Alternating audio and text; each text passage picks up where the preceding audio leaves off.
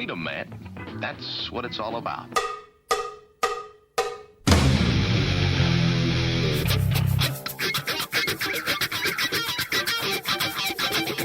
You've got to groove on freedom, like the good book says.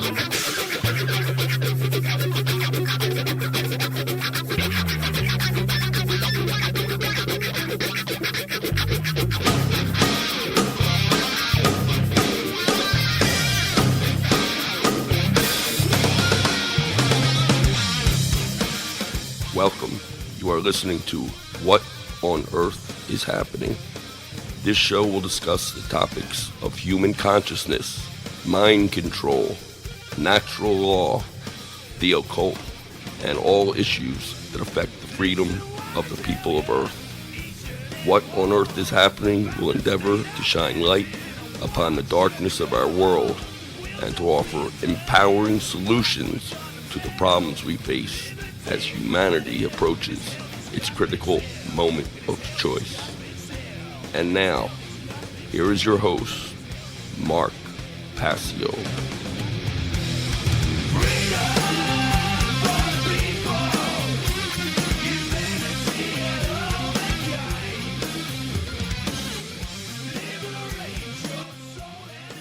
Welcome, one and all. You are listening to What on Earth is Happening right here on the Oracle Broadcasting Radio Network. I'm your host, Mark Passio. My website, whatonearthishappening.com. The network's website is oraclebroadcasting.com. Today is Sunday, September 4th, 2011. We have a good show lined up for you here today. We are going to be continuing our ongoing discussion about the general principles of natural law right here on What on Earth is Happening today. Last week, we began the breakdown of the Hermetic principles, or what I am terming the general principles of natural law. These are ancient principles which come down to us over centuries in the mystical traditions of all lands, and they embody the underlying factors that we really need to develop a deep education of if we are going to transcend the current human condition that we are in right now and have been trapped in for thousands of years.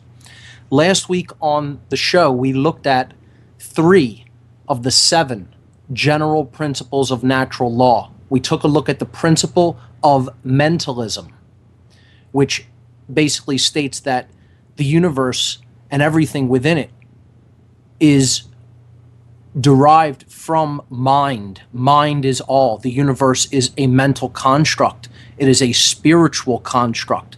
We're talking about mind, capital M. Okay? So everything is a spiritual construct for experience.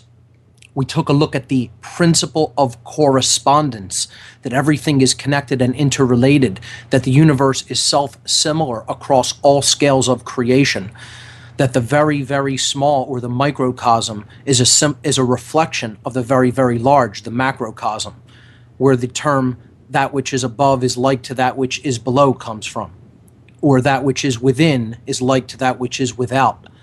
As we are individually within, so we are creating the external experience that we call the manifested reality in which we live, and we have to actually live in and experience that reality that we generated from within ourselves. We took a look at the 3rd general principle of natural law, which is the principle of vibration, that everything that exists is ultimately vibratory energy in different states of vibration, that there is no solidity, solid matter as such per se, that there is simply different states of resonance, of vibratory resonating energy. So we're going to continue to look into the principles, the general principles of natural law over this show. We'll be looking at the principle of polarity, the principle of rhythm, the principle of cause and effect, and the principle of gender. That's coming up on this edition of What on Earth is Happening. Don't go anywhere, folks. We'll be right back. Gotta keep my cool, make them think I'm made of stone.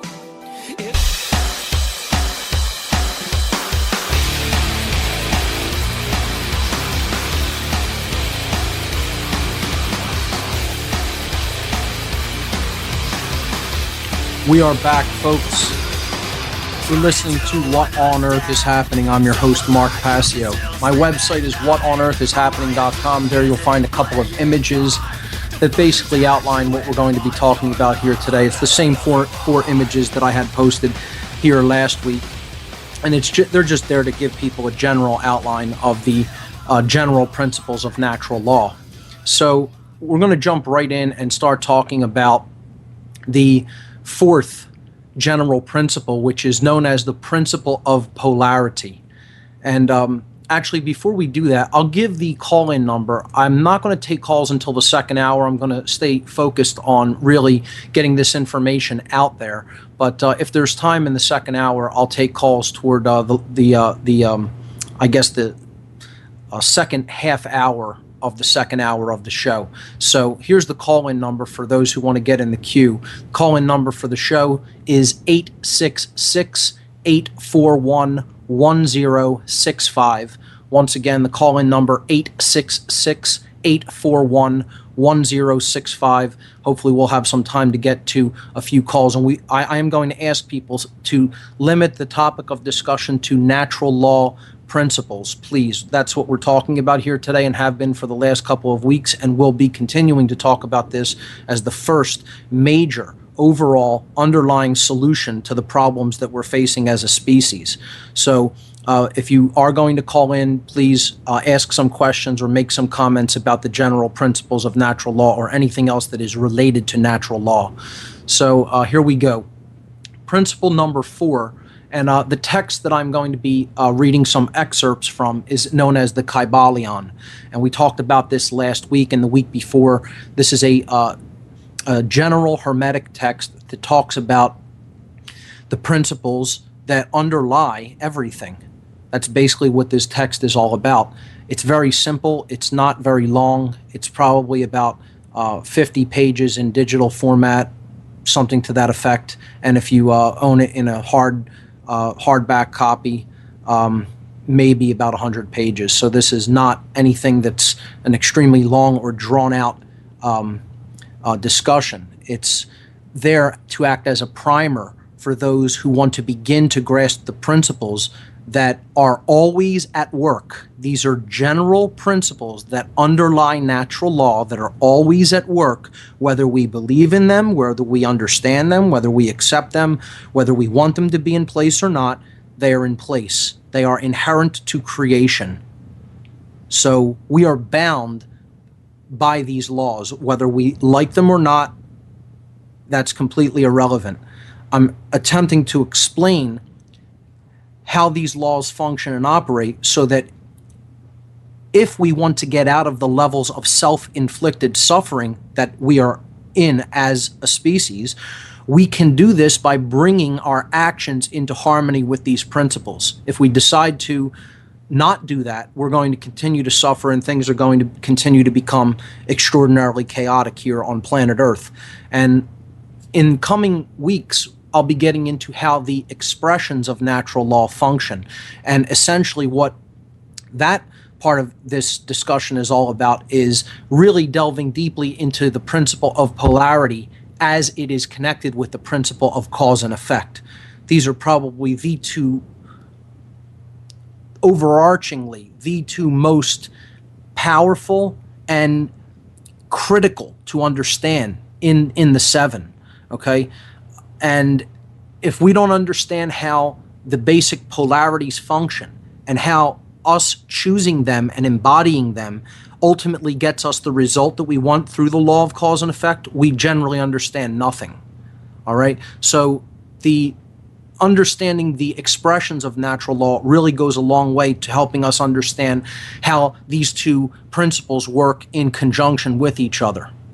And it's very interesting to note that there's a lot of people who are interested particularly in the principle of polarity. An interesting side note is that the number one search term that gets people to my website at whatonearthishappening.com. You know, the traffic to my site, if you look at some of the analytics about it, aren't generated by people linking to the site. They're generated by people searching for certain concepts and ideas that are contained in the material that's on the site and then finding it that way. And the number one search term that drives people to the What on Earth is Happening website is polarity. I was as surprised as anyone else to learn this.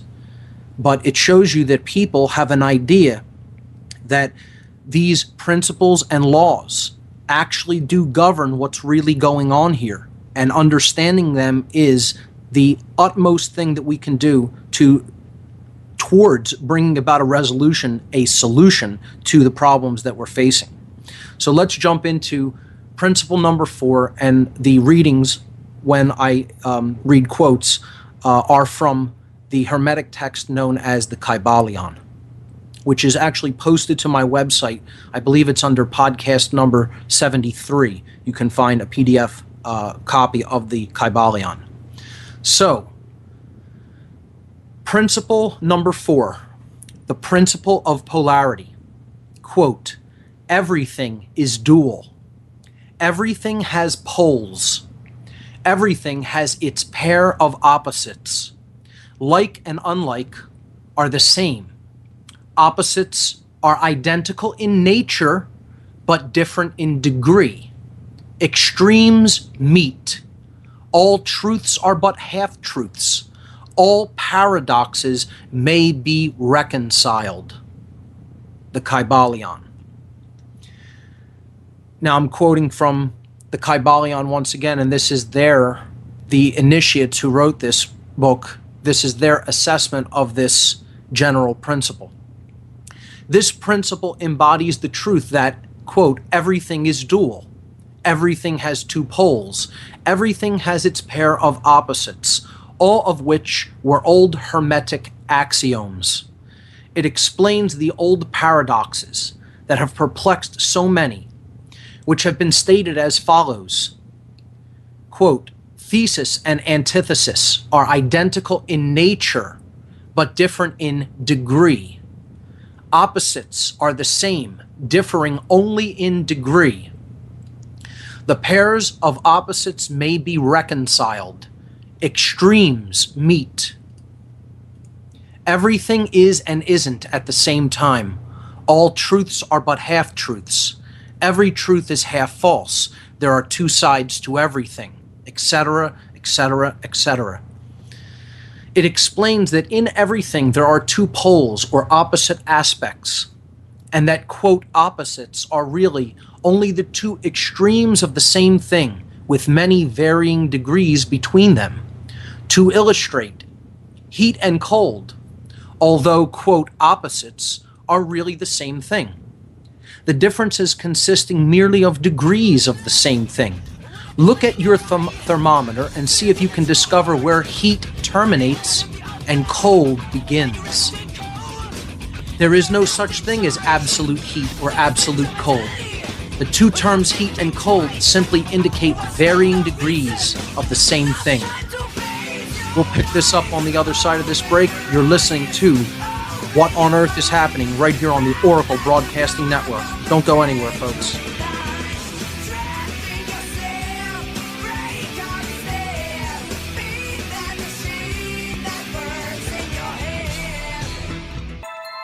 Stay asleep, obey. When he looks at it with his eyes, it's what we see. When he looks at it with the sunglasses, he's seeing the same things all the way through, the subliminal, symbolic that he couldn't see. Obey, no independent thought, don't think for yourself. I wear my sunglasses at night so I can Welcome back, folks. This is What on Earth is Happening, and I'm your host, Mark Passio. We're talking about the general principles of natural law. We were reading from the Kybalion on the principle of polarity. I'm going to pick up the reading.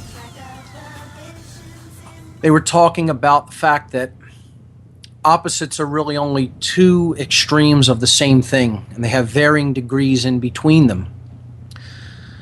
And we left off talking about, they were giving an example of temperature, heat and cold. So it said, look at the thermometer and see if you can discover where heat terminates and cold begins. There is no such thing as, quote, absolute heat or, quote, absolute cold.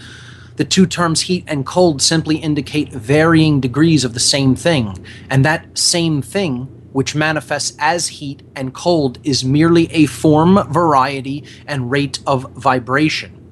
So heat and cold are simply the two poles of that which we call heat. And the phenomena attendant thereupon are manifestations of the principle of polarity. The same principle manifests itself in the case of light and darkness, which are the same thing, the difference consisting of varying degrees between the two poles of the phenomena. Where does darkness leave off and light begin? What is the difference between large and small, between hard and soft, between black and white, between sharp and dull, between noise and quiet, between high and low, between positive and negative?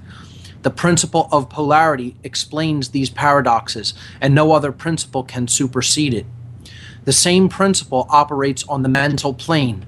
Let us take a radical and extreme example, that of love and hate, two mental states apparently totally different, and yet there are degrees of hate and degrees of love, and a middle point in which we use the terms like or dislike, which shade into each other so gradually that sometimes we are at a loss to know whether we like or dislike or neither. And all are simply degrees of the same thing, as you will see if you will but think a moment. And more than this, and considered of more importance by the Hermeticists, it is possible to change the vibrations of hate to the vibrations of love in one's own mind and in the minds of others. Many of you who read these lines have had personal experiences in the involuntary, rapid transition from love to hate, and the reverse, in your own case and that of others. And you will therefore realize the possibility of this being accomplished by the use of will, by means of the Hermetic formulas. Good and evil are but the poles of the same thing, and the Hermeticist understands the art of transmuting evil into good by means of an application of the principle of polarity. In short, the act of polarization becomes a phase of mental alchemy known and practiced by the ancient and modern Hermetic masters. An understanding of the principle will enable one to change his own polarity as well as that of others, if he will devote the time and study necessary to master the art. So that is the principle of polarity. And what I would add to this, my comment would be, is that there is most certainly only one thing and degrees of it. We can take light and darkness as an example, as they did here. And there's really no such thing as the dark. There is only light, or its absence. It's the removal of the presence of light from a particular place is all that darkness is. Light is still all that exists. There is no actual such thing as darkness. It is an illusion based on the non-presence of light energy in a particular space. So the illusory quality is what I would add, is that we only see polarities in place, but really there's only one thing. Love and fear, I've talked about as the two basic polarities. But really there is only love. There is only consciousness and its expansion. In an illusory state of mind, there is the presence of fear. This is an illusion that needs to be recognized as such, and that's a tall order. Saying that and doing that are two extremely different things. Talk about extremes. Saying and doing can be looked at as two opposite polarities, extremes. Because it's really easy to say that fear is an illusion, but actually removing it from your life such that you do not live in fear can be a tall order, especially in a world like this, that people who have bought into this illusory identification, the world that they've made as a result of it, can certainly make that a tall order. But we need to understand, really, there is only the absolute or the one thing, and then there's just degrees from it that extend down from it. Okay, knowledge and ignorance we can look at as another polarity. Well, total knowledge is the mind of God, which of course we aspire to. We're probably not going to achieve that in human form, all right? But so we're all at different degrees of ignorance. Extreme ignorance, the total refusal of truth, and the total willingness to even acknowledge that there is any such thing as natural law principles that are in effect, the total refusal to acknowledge that there is any such thing as the underlying basis of matter being vibratory energy, and these differing degrees that we call polarities. This is extreme ignorance, okay? It's just a degree of it. But really, there is only supreme knowledge. That's all there really is. Everything else is just a veil over top of that. And that's put there through different layers of fear, different expressions of fear. We're going to look at those expressions on a future show, because if we understand how the two ultimate polarities, love and fear, work, and how one is basically an illusion, and what we create by choosing one or the other of those two polarities, even though one is illusory, it goes a long way toward helping us understand why we have created that which we have created here collectively. Again, not as an individual. This is a completely erroneous view of the law of attraction. One individual does not make the collective reality. We all make it together. That's why it's a shared experience of what this world is. Just one person changing their thoughts isn't going to get the entire external manifested reality to change. If anybody thinks that's how the law of attraction works, the law of cause and effect works, you're delusional. Enough minds need to be changed. This is why it's called a quantum effect. Quanta, after the Latin word meaning amount. Quantum means amount in Latin, or a degree. Okay, so they're talking about transmuting evil into good by means of the application of the principle of polarity. We can only do that once we truly deeply understand how this works. We're going to look at that when we look at the expressions of natural law. And I've put that chart of the expressions up on the site week after week, even though have not directly been talking about it for a reason. I want people to continue to look at that, to understand this is ultimately how it works. And it's a one-way street, folks. You can only ever create good or order by using the true polarity, which is love, which is higher consciousness, the expansive force of consciousness. And you can only create chaos, or what we see as evil, by falling into the illusion of fear. We'll pick this up on the other side. This is What on Earth is Happening. This is the org.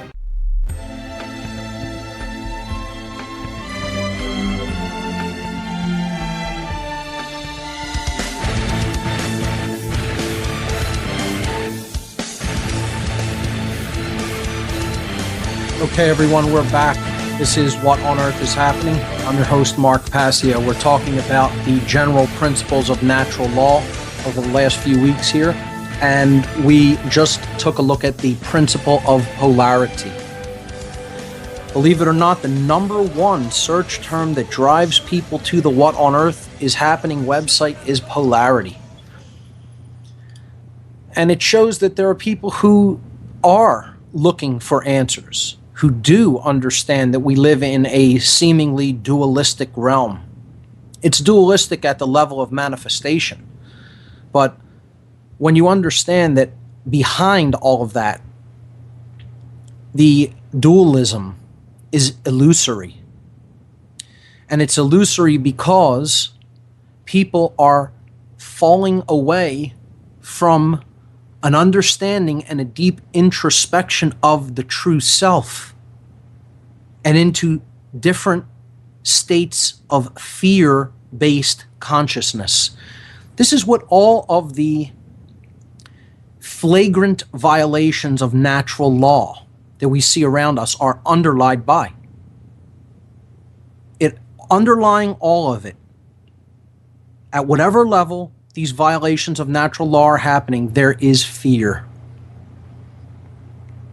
Always you'll hear the person who is breaking that natural law principle giving a justification, saying, but what if, but this, but that, and making projections into the future about what could happen if this were to be continuing to be allowed to occur.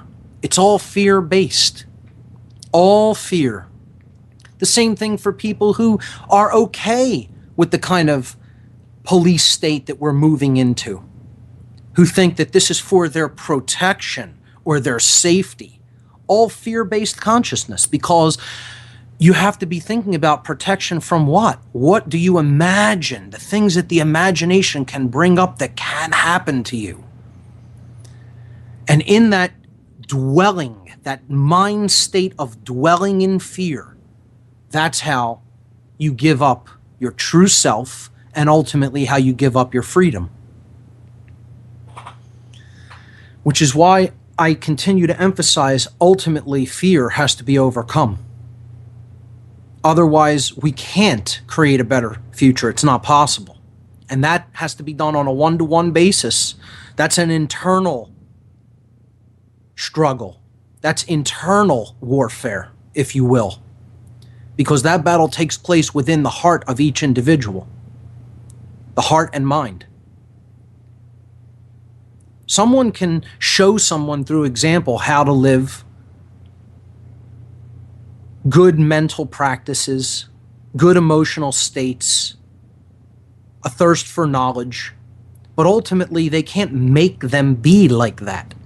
Someone has to make that decision to be in the world like that on their own.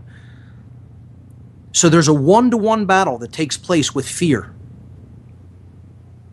within the hearts and minds of each individual. And that's where that battle is won or lost. So let's get back to the Kybalion and its breaking down of some of these general principles of natural law. We're going to look at, right now we're going to look at principle number 5, which is called the principle of rhythm. So here we go. Quote, everything flows out and in. Everything has its tides. All things rise and fall. The pendulum swing manifests in everything. The measure of the swing to the right is a measure of the swing to the left. Rhythm compensates. This principle embodies the truth that in everything there is manifested a measured motion to and fro, a flow and inflow, a swing backward and forward, a pendulum-like movement, a tide-like ebb and flow, a high tide and low tide. Between the two poles which exist in accordance with the principle of polarity described a moment ago, there is always an action and a reaction, an advance and a retreat, a rising and a sinking. This is in the affairs of the universe, suns, worlds, men, animals, mind, energy, and matter. This law is manifest in the creation and destruction of worlds, in the rise and fall of nations, in the life of all things, and finally in the mental states of man. And it is with this latter that the Hermeticists find the understanding of the principle most important. The Hermeticists have grasped this principle, finding its universal application, and have also discovered certain means to overcome its effects in themselves by the use of the appropriate formulas and methods. They apply the mental law of neutralization. They cannot annul the principle or cause it to cease its operation, but they have learned how to escape its effects upon themselves to a certain degree by depending upon the mastery of the principle. They have learned how to use it instead of being used by it. In this and similar methods consists the art of the Hermeticists. The master of Hermetics polarizes himself at the point at which he desires to rest, and then neutralizes the rhythmic swing of the pendulum, which would tend to carry him to the other pole. All individuals who have attained any degree of self-mastery do this to a certain degree, more or less unconsciously, but the master does this consciously, and by the use of his will, and attains a degree of poise and mental firmness, almost impossible of belief on the part of the masses, who are swung backward and forward like a pendulum. This principle and that of polarity have been closely studied by the Hermeticists, and the methods of counteracting, neutralizing, and using them for an important part of the Hermetic mental alchemy. Okay, so this is the principle of polarity. Everything has the principle of rhythm. Everything has a swing to it, like the swing of a pendulum, like tides on the ocean, on the shore. Okay, there is a back and forth, an ebb and flow movement to everything. So everything moves in what we could call cycles, in cyclical movement, in wave functions. Okay, and high-level physics will also tell you this. Everything is basically a wave function. And embedded within this principle, we could get into looking at cycles of time, which also have their ebb and flow. And this is what they were talking about when it says that this principle very much applies to the mental states of man. So it says it is with this latter principle that the Hermeticists find the understanding of the principle of rhythm the most important in the aspect of the mental states of man. Okay, in the ancient Indian mystical systems, they talked about the yugas. Okay, these great time cycles, these periods of time when the consciousness of humanity would be much, much more elevated than it is now. And then over time, it gradually fell into these illusory states which we see today. And once again, it will swing back up and people will become very much enlightened again. And the true master, depending on the level of mastery that they have attained over self, okay, mastery of self, is the degree which they can counteract this ebb and flow and remain in certain states of consciousness. In other words, you're not subject to this principle. All right, it's still in effect, and there will still be a tendency for it to flow in a certain direction. But if you have a certain degree of mastery over self, in other words, you can truly apply the will, because you know the self well enough, you can tend to overcome those tendencies toward one polarity or another. I hope I'm making that clear. Doesn't mean the law is not still in effect. It just means we can help ourselves to, I guess you could say, be free of its most harsh aspects. Okay? So we'll look at this, we'll continue to look at the principle of rhythm on the other side of this break. You're listening to What on Earth is Happening here on the Oracle Broadcasting Network. I'm your host, Mark Passio. We'll be right back after these messages. Don't go anywhere, folks.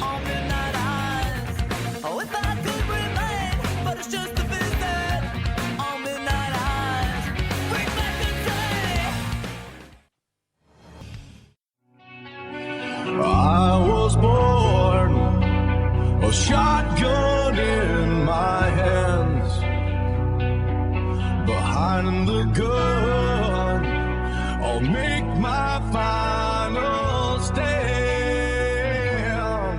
Yeah. We're back, folks. This is What on Earth is Happening.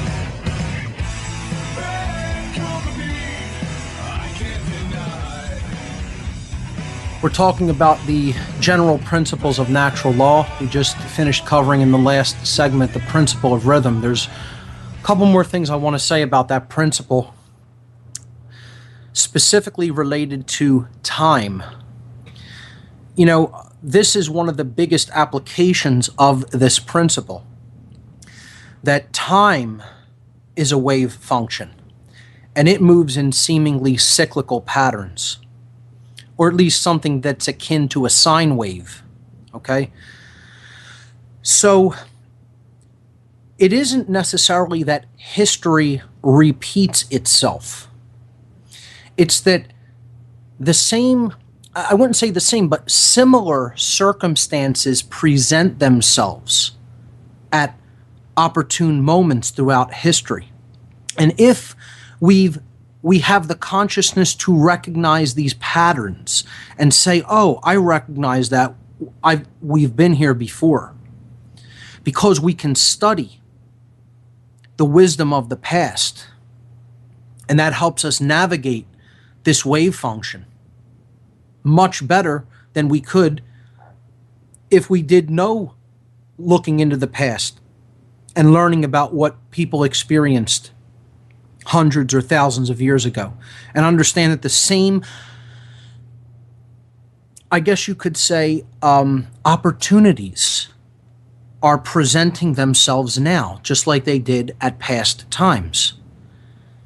We shouldn't look at it like it's an endlessly repeating prison, a cycle, the same thing happening over and over again. It's an opportunity for growth and learning, something that maybe we didn't do as well with in the past, and now a new lesson in a similar way is being presented, and it's an opportunity to learn and grow. So that's about all I really want to say about that, and I could recommend a very good book on the topic. There's a book called Fractal Time by Greg Braden, and I think it does a phenomenal job of explaining how time is a fractal wave function and how it is completely works. It completely works according to this general principle of natural law known as the principle of rhythm. So definitely check it out. Fractal Time by Greg Braden, great book. With that having been said, well, let's move on to principle number 6. So if we could get through the principle of cause and effect and the principle of gender, we'll move on and take a few phone calls. Okay, here we go. Principle number 6 from the Hermetic text known as the Kybalion is known as the principle of cause and effect. Quote, every cause has its effect. Every effect has its cause. Everything happens according to law. Chance is but a name for law not recognized. There are many planes of causation, but nothing escapes the law. Now, that's so important, folks, that I just want to read that quote one more time. Okay, and they're capitalizing the L because this is not the laws of man as they scribble them down in their little law books. This is natural law. Okay, the law of cause and effect, arguably the most important of the general principles of natural law. Okay, quote, every cause has its effect. Every effect has its cause. Everything happens according to law. Chance is but a name for law not recognized. There are many planes of causation, but nothing escapes the law. Continuing.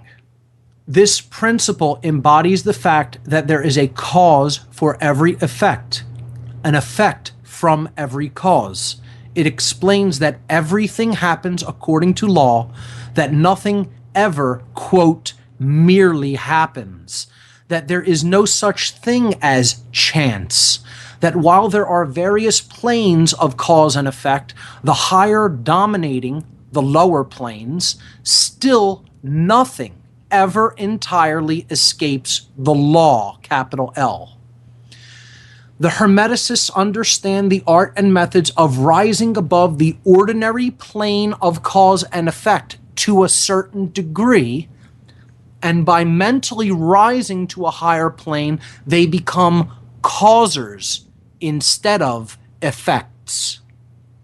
The masses of people are carried along, obedient to environment, the wills and desires of others stronger than themselves, heredity, suggestion, and other outward causes moving them about like pawns on the chessboard of life.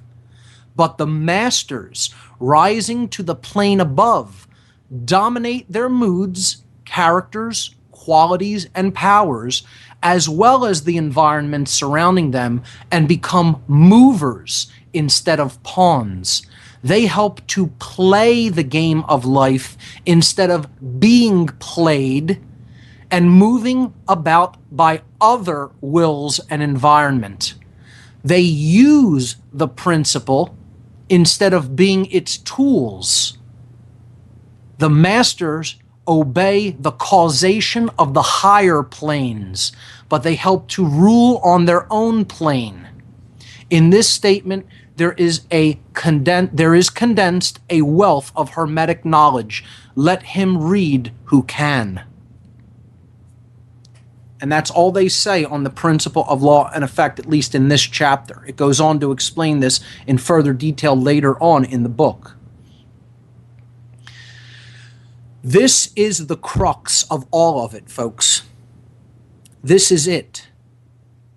If we don't understand this general principle, we are lost.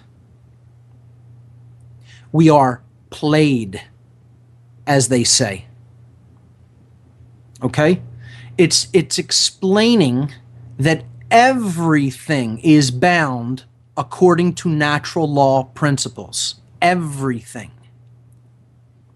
Either we understand how these laws operate, or we suffer. The end. There is no in between. We learn how to work with these laws. We learn how to operate within them. And we do that through self-mastery.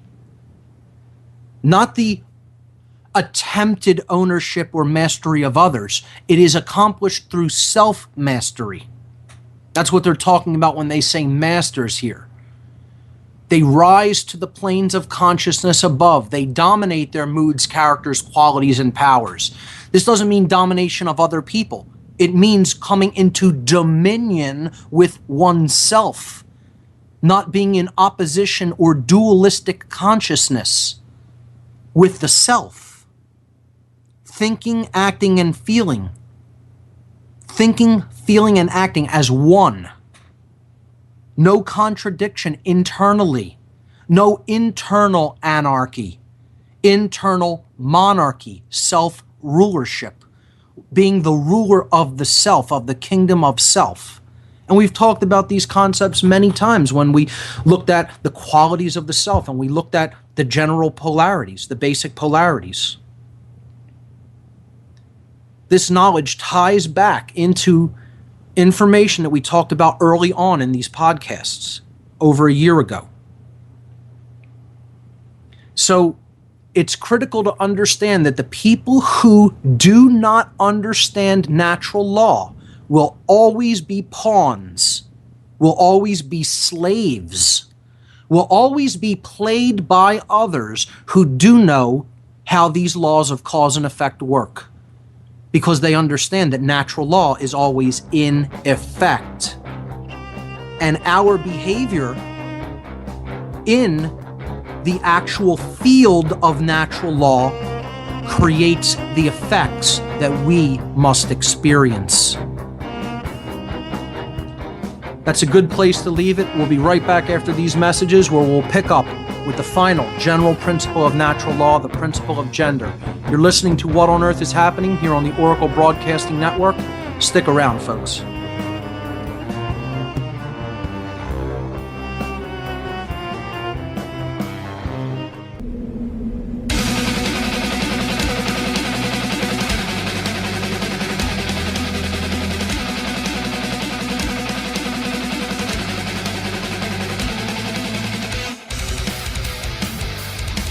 We're back, folks. This is What on Earth is Happening, and I'm your host, Mark Passio. My website, whatonearthishappening.com. You can listen there right on the radio listen page. There's a chat room discussion always going on in there during the show. The show is live every Sunday from 5 to 7 p.m. Eastern Time. That's 4 to 6 p.m. Central here on Oracle Broadcasting. And today we have been discussing the general principles of natural law. And we just finished what is arguably one of the most central and pressing issues to understand and to really deeply gain a deep understanding of. Okay, if we don't understand the law of cause and effect, we are navigating blind. There is no compass in hand.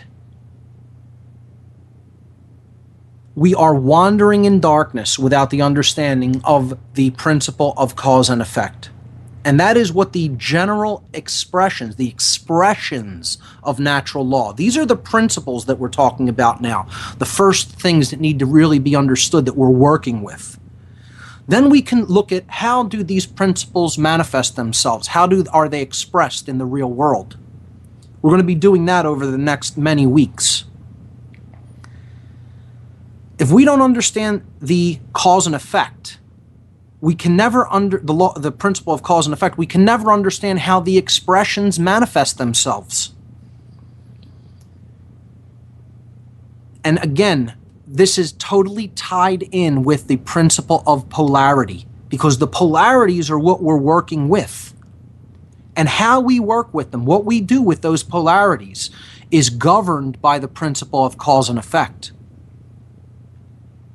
And therefore, when we work with this polarity, we're always going to get this manifestation. When we work with a different polarity, we're always going to get an opposite manifestation. It's just the way the law of cause and effect works. So, the last and final general principle of natural law is known as the principle of gender. So going back to the reading from the Kybalion, we'll look at the principle of gender, and then I'll make a statement on it, and then I'll turn the discussion toward the audience and maybe take some calls and see what the pulse is at this point in time and what questions or concerns or comments people may have about what we're covering. So here we go. The principle of gender. This is the seventh and final of the general principles of natural law. Quote, gender is in everything. Everything has its masculine and feminine principles. Gender manifests on all planes. The principle of gender. This principle embodies the truth that there is gender manifested in everything. The masculine and feminine principles ever at work. This is true not only of the physical plane, but of the mental and even the spiritual planes. On the physical plane, the principle manifests as sex. On the higher planes, it takes higher forms, but the principle is ever the same.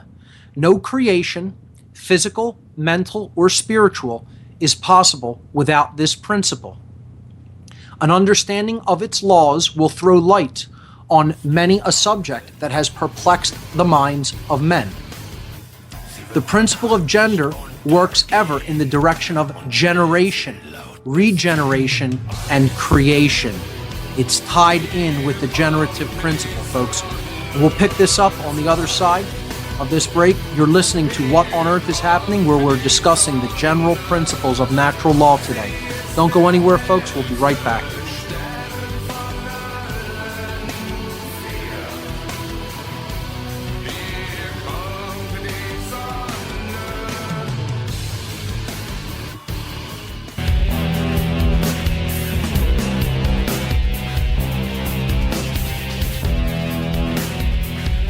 We're back, folks. This is What on Earth is Happening. I'm your host, Mark Passio.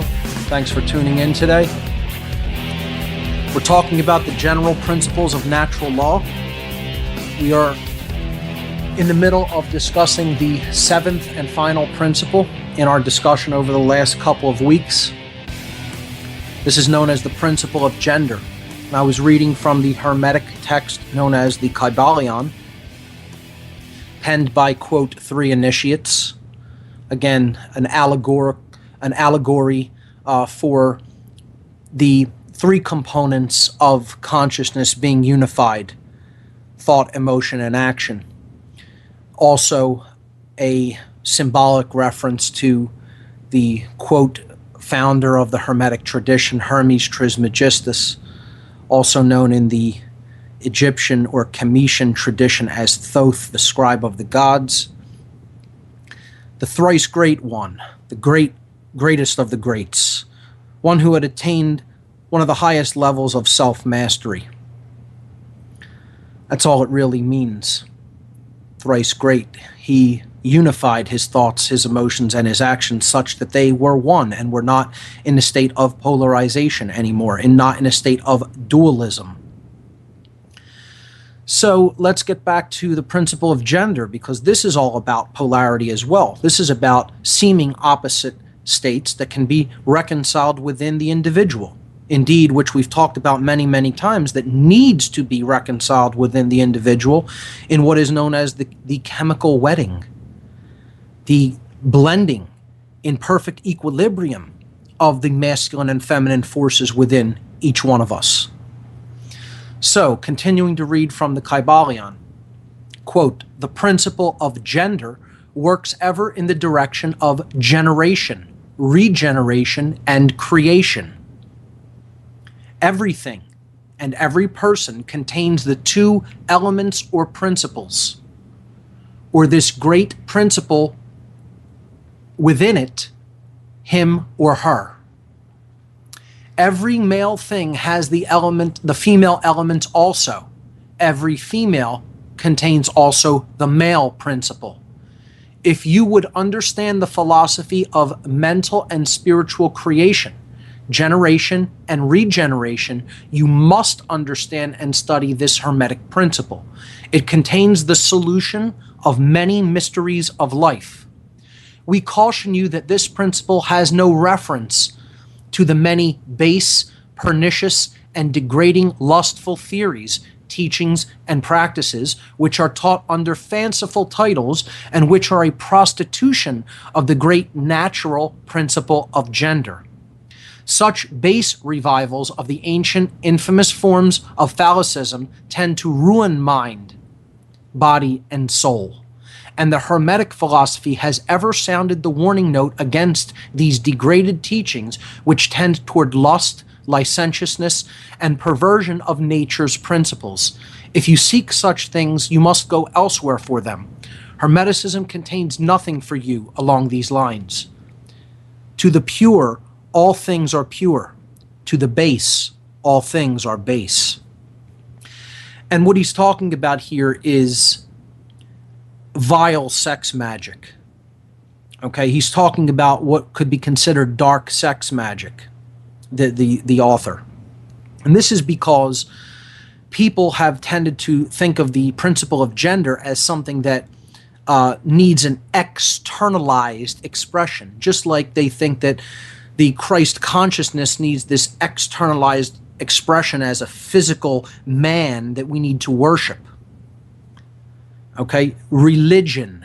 Okay, it's another way of creating religion, something which holds us back from the real deep understanding, the actual esoteric meaning embodied by the symbol. So the principle or symbol of masculine energy and feminine energy indwell within each one of us, and indeed within everything within creation.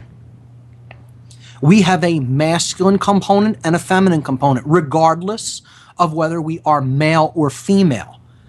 That's talking about physical gender. This is talking about mental gender, in other words, mental and spiritual gender, you could look at it as. Okay, we have internal, inward dwelling essences. These are called our emotions. These are our feminine principles. And these are our guidance system that help us feel the result of our behaviors, our actions, which are our masculine principles, the things that we externally do in the world.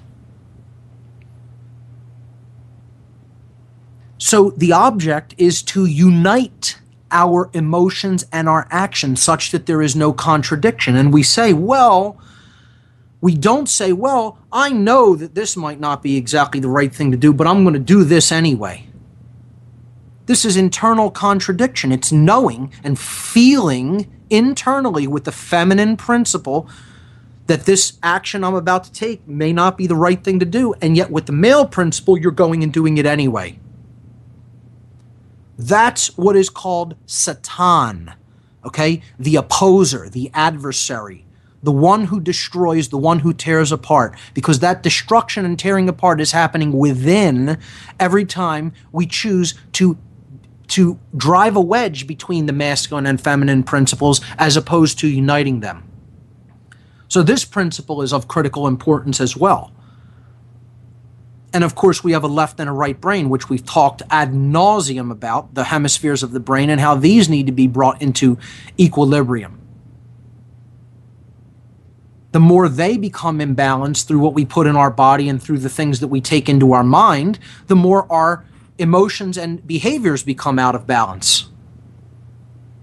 And we're going to be talking about, as one of the solutions, brain balancing techniques, the modalities of thought to balance the brain. And as well, we'll be getting into very long and deep discussions about food.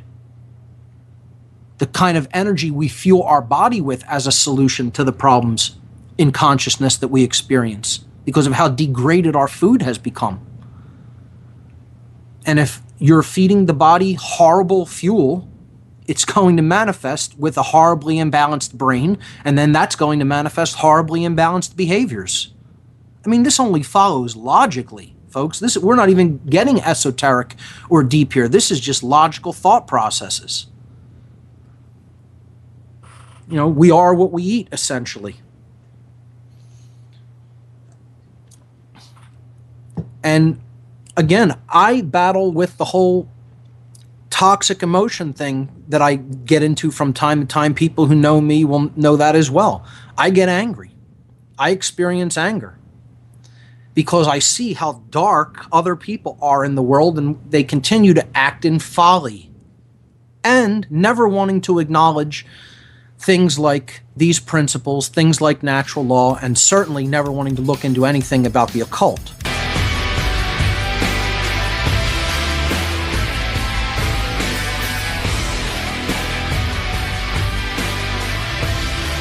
Okay, everyone, we're back on What on Earth is Happening. I'm the host, Mark Passio, my website, whatonearthishappening.com. This is the show where we attempt to get down to the fundamental causal factors of the human condition. Because without a deep understanding of those, we are navigating in the dark. And the understanding of natural law is paramount. Paramount if we're ever going to reclaim the compass for direction and turn this great ship around and set it into the right direction. Critical, the understanding of natural law. We need to understand its basic principles, and then we need to understand actually how it works. Its effects, its causes and effects. Its expressions, as I term it. And I keep a chart. There's a chart up on the website of the general principles. You could download the Kybalion, which we've been reading from over the last couple of weeks in episode number 73. I believe I posted a link to the Kybalion in PDF format. And I've been posting this chart of the expressions of natural law over the past couple of weeks, because just for people to look at and have in their mind as we go forward. Because this is what the topic of discussion is going to be for next week, the expressions of natural law. Let me give the call-in number once again. We do have a caller waiting on the line. I'm going to get to you in just a moment, caller. I do want to ask that people discuss natural law, its general principles, and anything else related to natural law, okay? This is the topic of discussion. We are following an actual theme now, so it's not like just going anywhere, okay? We're trying to stay focused. So the call-in number is 866-841-1065. Once again, call-in number is 866-841-1065. The topic for discussion is natural law in general. Specifically, if you want to address anything that we've been discussing about the general principles of natural law, that would be even more focused. But anything related to natural law is fine. So here we go. Let's go to the phones. Caller, you are live on What on Earth is Happening. Welcome. Hi, Mark. Thanks for taking my call. I had a question. These dark Luciferians that have all the Satanists working for them, doing all these bad things. Sure. How do they avoid the sort of karma of doing that? I mean, it seems like that's a pretty big violation of natural law. That is correct.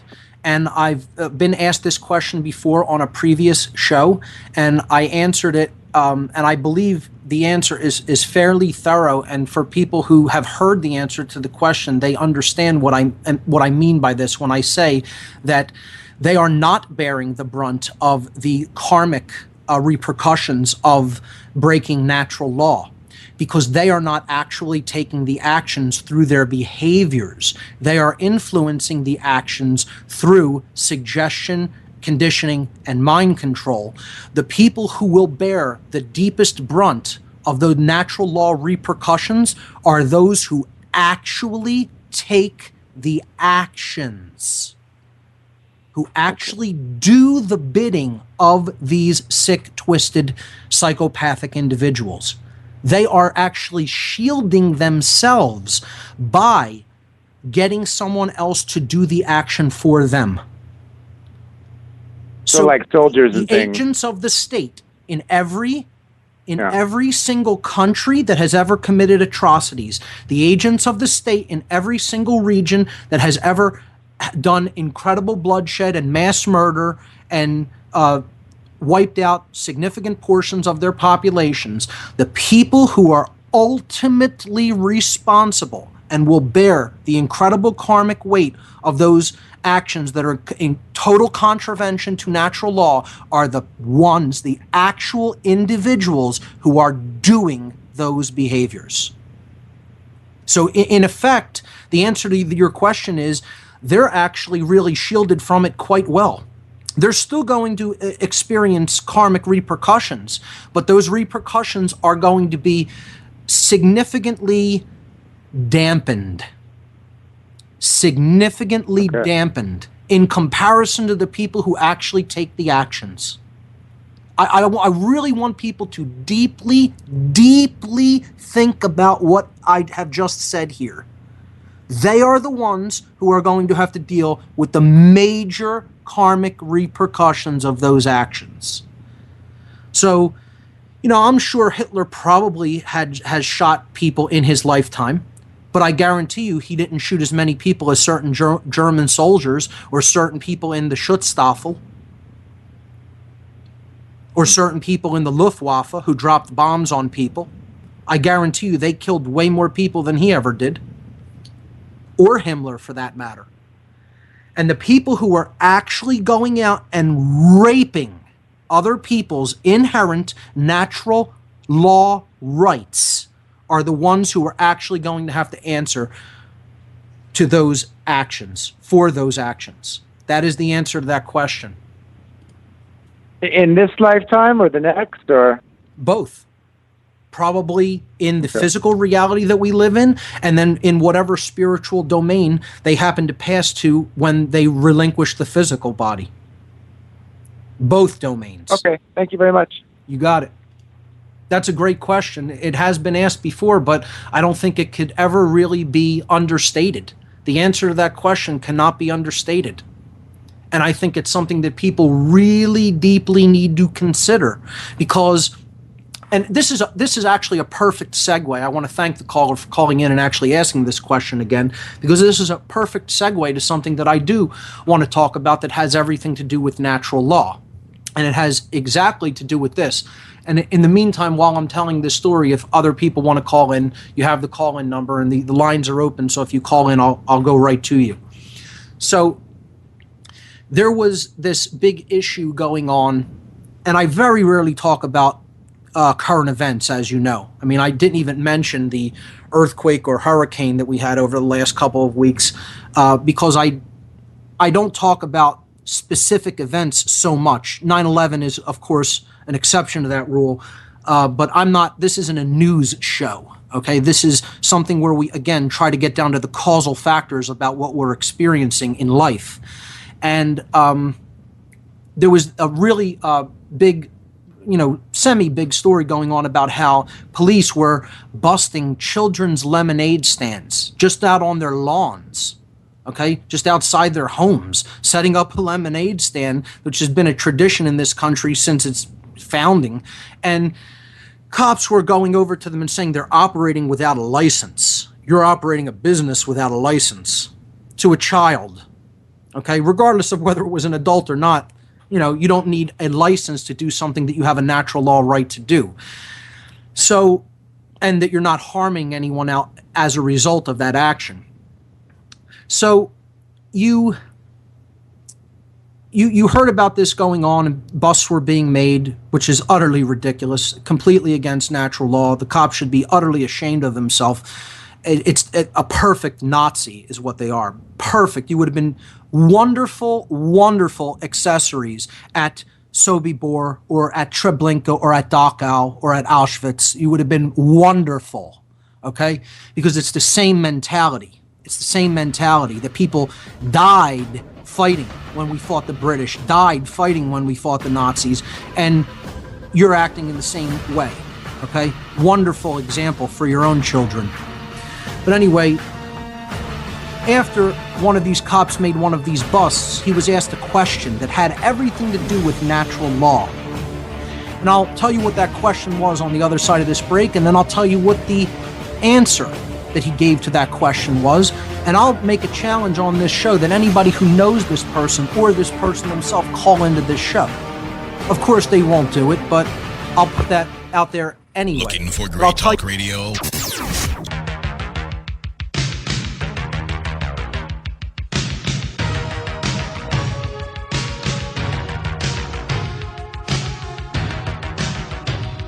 We're back, folks. This is What on Earth is Happening. We were talking about natural law, its general principles, and its expressions on the show today. And we took a call before in the last segment in which the caller asked, the mind controllers, the dark occultists, the so-called elite, the powers that shouldn't be, as people refer to them as, how do they insulate themselves from all of the karmic debt that is going to be built up from doing all of the horrible things that go on in this world that they're ultimately, quote, responsible for? And I've answered this question before by saying they're not going to bear the brunt of all of that karmic weight.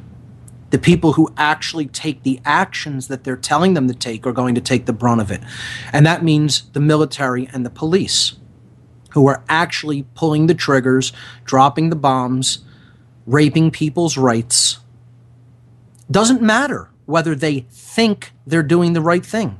It does not matter. This is a new age lie, quite frankly. In plainest terms, it's the only way I could put it. The fact people try to say that it's fact that if you don't know you're doing the wrong thing and you do the action anyway, you're going to have less karmic repercussions as a result of taking that action. And that's absolute BS. Absolute BS. And this is a deliberate lie injected into the New Age movement by dark occultism because they know the truth. That the people who actually do the action, whether they are in understanding of the principles of natural law or not, will have that karmic repercussion come down upon their mind, body, and soul.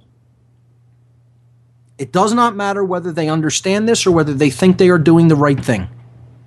Matters zero. Zero. If you took the action, you and you alone are responsible for it. Now, telling someone to go and do something that is knowing that they know is evil, that the person who's telling them knows is an evil act, is quite a bad thing in and of itself. And there will be karmic repercussions for that, but I guarantee you they will not be as severe as the person who took the action. Guaranteed. So I was telling an anecdotal story about the lemonade crackdowns that these police have nothing better to do but then go serve their corporate masters as whores for their corporatist overlords and go and serve their biddings and shut down this unregulated commerce without a license, which equates to destroying a little girl's lemonade stand. Okay? So people set up protests about this, and they set up lemonade stands in different areas, in public areas in a bunch of different cities. And a couple of cops shut down one in Washington, D.C., which they were protesting this activity. And a couple of the cops that went over to these girls and shut down their stand and put them in cuffs and took them off were black. Okay? And this isn't a racial issue, but what it is it's a moral issue. Okay? It's a moral issue that has everything to do with natural law. It has everything to do with principle. It has everything to do with morality. Okay? An interviewer, after filming the events, a person who filmed these horrible events, said to one of the cops, how aren't you totally disgusted with yourself? How do you even sleep? How do you live with yourself? How do you look at yourself in a mirror? And one of them, they were both black, one of them answered, and that's, again, it's not a race thing. It's irrelevant. They could have been Indian police. They could have been Japanese police. It doesn't make a difference. They could have been Native American. They could have been white. Irrelevant. Okay?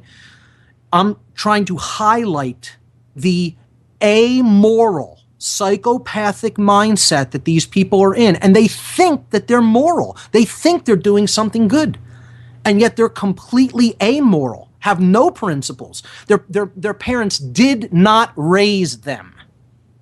I'd like an opportunity to say that to one of their faces, because I would say that to one of their faces, and you can, if anybody knows who that person is that I'm going to talk to, because many people will know this video, tell them that I'll say it right to their face, because I'm not afraid of them, and I know that they're immoral. It's not my opinion.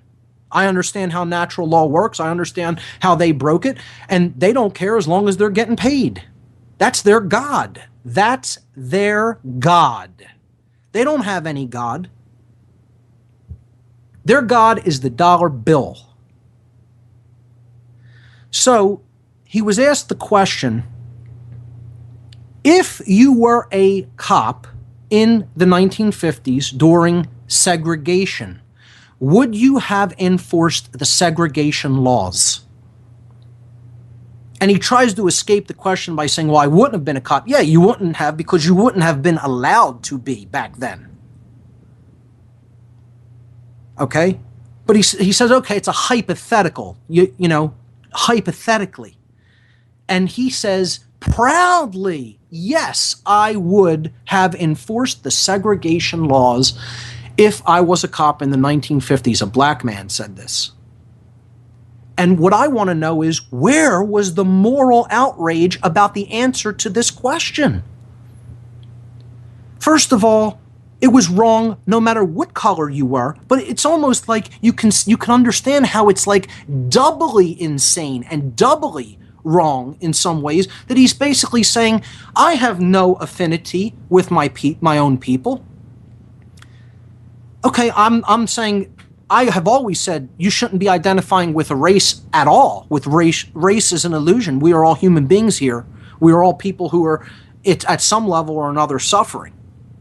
And as one suffers, all suffer. But just imagine, that's like saying, I wouldn't care if they oppressed members of my own family.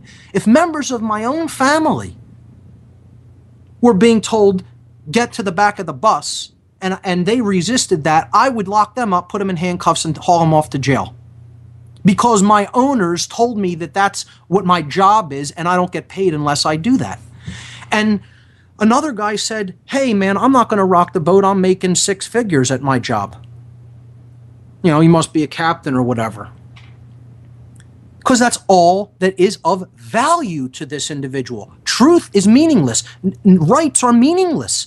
As long as they're being paid, they will do whatever they are being paid to do. That's it. Whatever their owner is paying them to do and telling them to do, they will do. And then he steps back and tries to say, your issue is not with me, meaning a police officer, a cop. Your issue is with the lawmakers. And you know what I'll say to that person? Absolutely not. Wrong. Wrong. And get it clear. The issue is not with the people scribbling down things in a book someplace. You're the issue. Let's make that real clear. And I'm deliberately raising my voice. Because the people who think that these aren't the people to point a finger at, and there is a time to point a finger. There is such a thing as blame. It exists when people are doing things that are overtly wrong and against conscience. Yeah, you can say, hey, you, doing this action, you're wrong. And then you want to step back and raise up your hands and say, I'm absolved of this?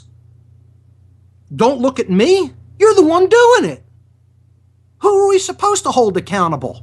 Somebody who told you to go and do an action that's clearly wrong, and you say, well, as long as I get a paycheck, yeah, sure, I'll go and do whatever you ask me to do if it's wrong. I don't consider the notion of right or wrong. I don't consider natural law. Rights have no meaning to me. I don't consider rights. I consider a paycheck. And this clearly, folks, you can hear this riles me up. Especially because the person tried to say that he's not the one who should be held accountable for it. That really riles me up. And it should rile you up too. Because, again, that is the mentality of someone that would have exterminated mass groups of people in Stalinist Russia. That is the mentality that would have gone along with hoarding people into gas chambers or other forms of prison and work camps and detention camps. That's the mentality that will continue to go along with this New World Order agenda of total enslavement of the people. And it's completely the antithesis of all of the principles of freedom that this country was founded upon.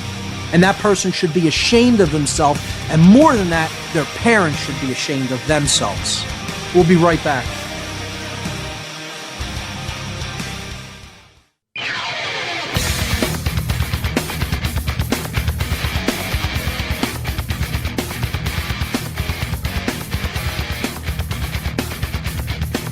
All right, folks, final segment of What on Earth is Happening for this edition today.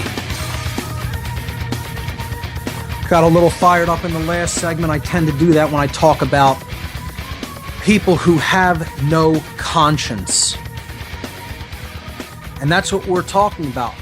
when we talk about a cop who will answer a question about a black cop, no less, that will answer a question about whether he would have enforced segregation laws. That means if they reinforced them today, he'd be locking up black people for getting on buses, sitting up in the front of a bus. That's what he's basically saying. And I want to know, where's the outrage from everyone? It doesn't matter what color you are. But particularly, where's the outrage from the black community on this? And again, this isn't a racial issue. This is a moral issue. Where's the outrage from that person's own parents? Oh no, they'll probably praise him because he's got such a wonderful job and he brings home 6 figures. Because that's all that's of any value, right? Well, I'll lay out a challenge. I don't even want to hear from that Nazi. I want to hear from his parents, because you raised a Nazi. And if anybody can find out who the parents of that person are in the video that I'm talking about, maybe I'll post that video with this podcast so people can look at it. Find the person's parents and have them call into this show. There's a challenge for folks out there. He obviously lives in the Washington, D.C. area, because this is where this happened. I'd like to talk to that person's parents and tell them they didn't raise a human being with a conscience, they raised a Nazi. So let's go back to the phones to take out the show in this last segment. Here we go. Chris in Canada, you are live on whatonearthishappening.com. What do you have for us? Hey, buddy, you're talking about your natural law. I thought you were talking in the second person earlier. I really don't like these divide and conquer issues that you're discussing. I find it distracts from the real issues. And natural law isn't one of the real issues? Hold on, back up. Natural law is not one of the real issues.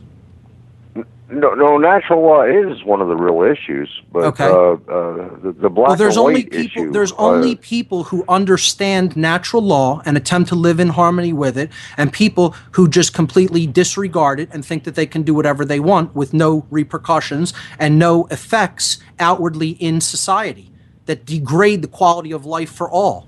That's what there is. It's not a divide and conquer issue. It's reality. That's how you can actually look at the consciousness of humanity. See, this is the idea that New Age movements try to put out there, that there's no such thing as different levels in consciousness, that there's no such thing as different levels in understanding, that everybody is at the same place. That's not true. It's not a divide and conquer strategy. I'm speaking the truth. There are people at extraordinarily low states of consciousness through fear. This person is one of the most fearful human beings on the planet. You think the Nazis who did the atrocities that they did, or the secret police of Russia who did the atrocities that they did under Stalin, you think that they weren't fearful people? Do you think they were high consciousness individuals? Do you think they had any real deep understanding of morality and natural law? None. None of those things applied. And you want to look to who actually did those things? Don't look at the people who were directing it. That's the distraction, sir. That's the distraction. The distraction is that people want to always blame somebody above them.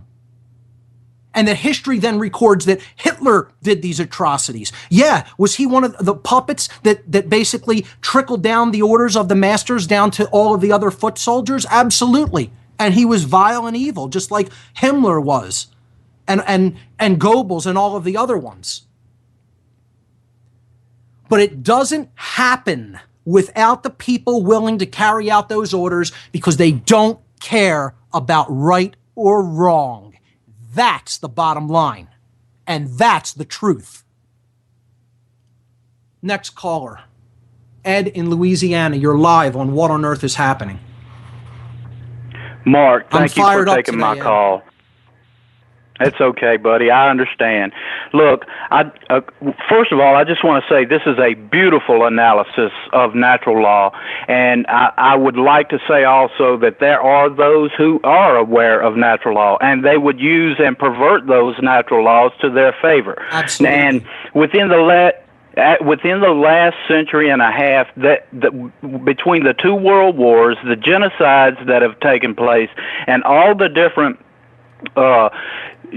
atrocities throughout the world, Africa, Europe, Russia, here on this continent, people are, I think, my personal opinion, I think karma has brought back all through history those that would do those type things to other people to have it done to them. In other words, they are being reincarnated into the ones who are being abused so that they can see what they've done to other people. And I don't dismiss that for a minute, and that's quite likely very possible. That's very possible what you just said, and I'd ask people to actually consider that. That's a pretty astute observation, and I've thought about that myself on more than one occasion. It is very quite possible that people who either did these things or stood by and watched them being done are coming back to actually experience that happen to themselves. Absolutely, that's possible. Okay, and I just wanted to tell you that my daughter, she started college this year, and before she left, I made sure she sat down and watched your presentation on what on earth is happening, and it's a beautiful analysis, and I wanted to make sure she understood that before she went to college. Now, the next thing I want to say is all these cops that are running around and doing the bidding of these corporate masters.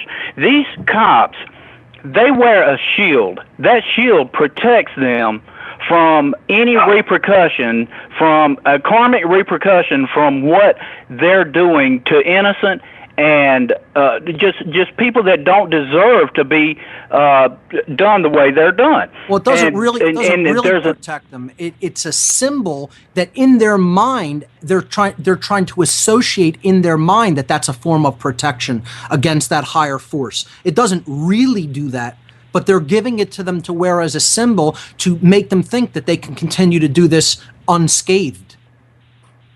That's right. And there's an old saying that the Dark Lord protects the rich and powerful so that they can perpetuate themselves. But all these people, this whole thing with what's going on in the world today, what on earth is happening? And you are one of the troopers in the movement to help people wake up to see that what's going on is being done under the guise of it's for the greater good. Right. That's exactly where everybody's losing sight of right and wrong because they think they're doing something under the guise of it's for the greater good. So I just wanted to call in and thank you, Mark, because I've been checking out your show since you've been on Oracle. It's a great show, and I just want to say thank you again. Have a good day. Ed, thanks so much. Great call, and you absolutely bring up the point that people are dissuaded from looking within and really understanding, is the action that I am about to take in this moment right or wrong? Because they're always thinking in the future. This is what real present moment awareness is about, which is another solution we're going to talk about. Okay? They have you thinking in the future all the time.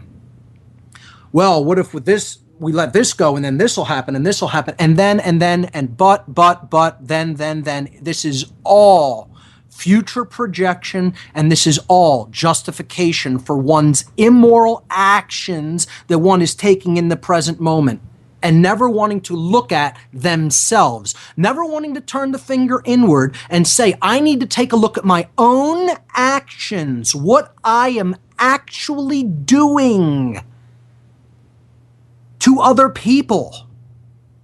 That's what the force of darkness, for lack of a better term, is always trying to get people to ignore.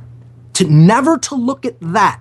Never to look at the fact that they are doing something immoral in the present moment. The ego wants to rationalize, it wants to justify, it wants to scapegoat, it wants to point the finger outward, it wants absolution for one's own immoral behaviors. It wants to say, no, someone else was in control of my actions. Someone else was in control of my mind. It has nothing to do with me, even though I'm the one actually doing this thing that's wrong. You see how that works, folks? And we'll be really getting into this when we talk about the expressions of natural law next week. That's the show you're not going to want to miss. Thanks for tuning in today. You've been listening to What on Earth is Happening right here on the Oracle Broadcasting Radio Network. See you next week, folks.